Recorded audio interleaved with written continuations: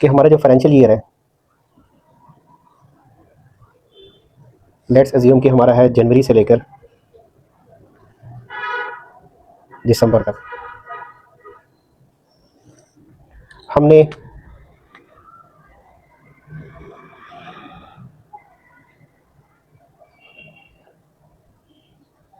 Rental agreement किया है कि हम ईयरली रेंट पे करेंगे 12 मंथ्स का, और उसकी जो वैल्यू है $12,000 है।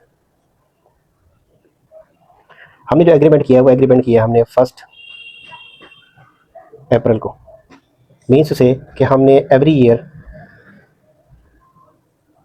एडवांस रेंट पे कर देना है।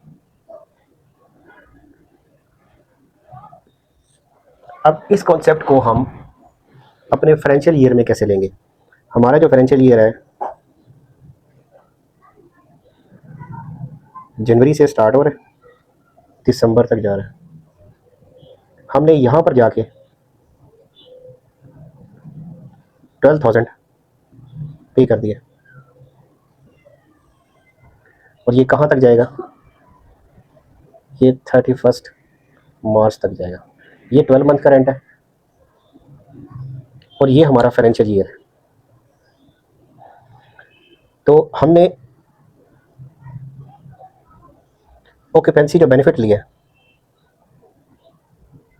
अपने इस फाइनेंशियल ईयर में, जनवरी से लेकर दिसंबर में, जब एग्रीमेंट यहाँ पे किया तो हमने इसका जो बेनिफिट अवेल किया वो किया 9 मंथ्स का।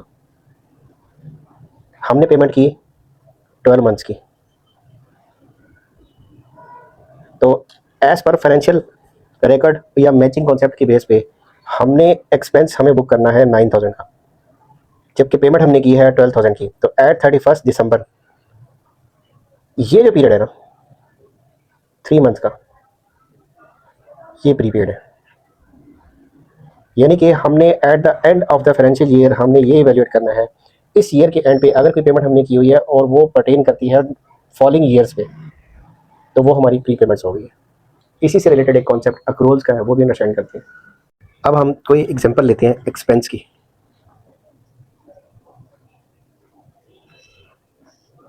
लेट्स से कि हमने रेंट पे किया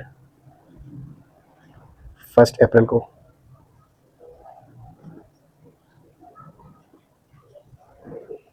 12,000 का। फाइनेंशियल ईयर हमारा क्लोज होता है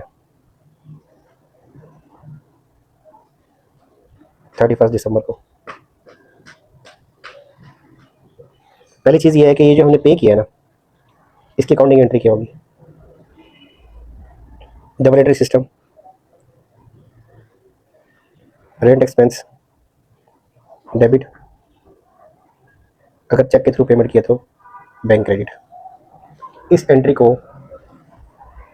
रेंट के अकाउंट में कैसे रिफ्लेक्ट करेंगे? रेंट का टी अकाउंट होगा। रेंट के टी अकाउंट में ये एंट्री ऐसे रिफ्लेक्ट होगी क्योंकि ये अकाउंट है रेंट का। हमने देखना है इस एंट्री में रेंट क्या हो रहा है। रेंट हो रहा है डेबिट, तो रेंट की डेबिट साइड पे हमने एंट्री करनी है और वहाँ पर लिखेंगे क्या हम?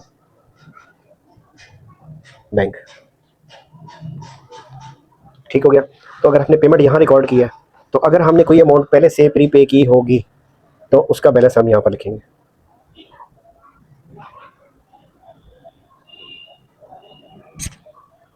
अगर प्रीवियसली हमने कोई अमाउंट ड्यू होगी, हमने नहीं पे की पहले से, तो वो यहाँ पर आएगी।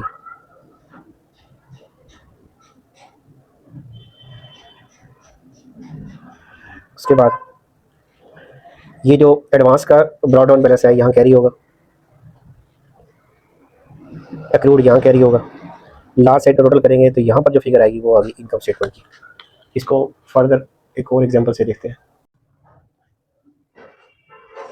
रेंट का अकाउंट बना रहे हैं। सबसे पहले हमने देखना है कि ये रेंट की पेमेंट जब हम करेंगे तो एंट्री की साइड पे लिखेंगे। रेंट एक्सपेंस है तो रेंट डेबिट, बैंक क्रेडिट। तो रेंट की डेबिट साइड पे हमने लिखना है बैंक।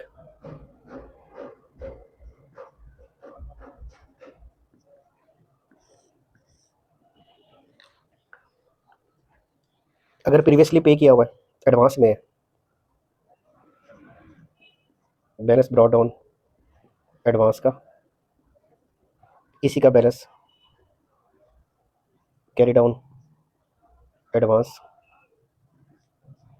ये बैलेंस ब्रॉट डाउन पेबल का,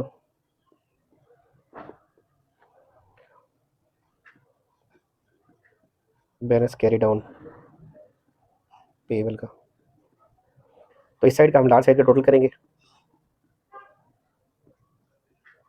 अब रेंट हमने पे किया था 1 अप्रैल को, तो 1 अप्रैल से 31 दिसंबर तक वो हमारे बनते थे 9,000 के अमाउंट। जो 3,000 है ये प्रीपेड है, प्रीवियसली प्रीपेड होता तो यहाँ था, क्लोजिंग बैलेंस प्रीपेड का यहाँ पर आएगा। तो अगर हम इसको लॉजिकली एंट्री बनाए ना, लेजर को क्लोज करें, तो 12,000 की लार्ज साइड है, ये बोथ साइड का टोटल आ गया, उसमें से हमने ये 3,000 का टोटल माइनस किया, तो यहाँ पर हमारे पास 9,000 का है। 9,000 का जो एक्सपेंस है ये इनकम स्टेटमेंट में एज एन एक्सपेंस रिकॉर्ड होगा। तो ये जो एंट्री है ना एक्चुअली ये हमारी फाइनेंशियल स्टेटमेंट में रिकॉर्ड होगी। इसको अगर हम यहाँ से देख लेते हैं, जनवरी से दिसंबर हमने ये पे किया अप्रैल को, अप्रैल से लेकर यहाँ 31 मार्च तक की पेमेंट हुई हुई है। हम हैं यहाँ पर जो टाइम फ्रेम बनता है वो बनता है 9 मंथ्स। तो हमने अपना एक्सपेंस जो रिकॉर्ड करना है ना वो 9 मंथ्स का रिकॉर्ड करना है, दैट इज़ 9,000। और ये जो अमाउंट है ना 3,000 वाली, ये एडवांस की अमाउंट है, ये एडवांस की अमाउंट की रिकॉर्ड हुई हुई है। अब एडवांस अगर हमने पे कर दिया है, ये बाय नेचर डेबिट है, और इसका रिकॉर्ड हम करेंगे एसेट में। ये एसेट है, ये लायबिलिटी है, इसको लेटर स्टेज पे भी डिस्कस करते हैं।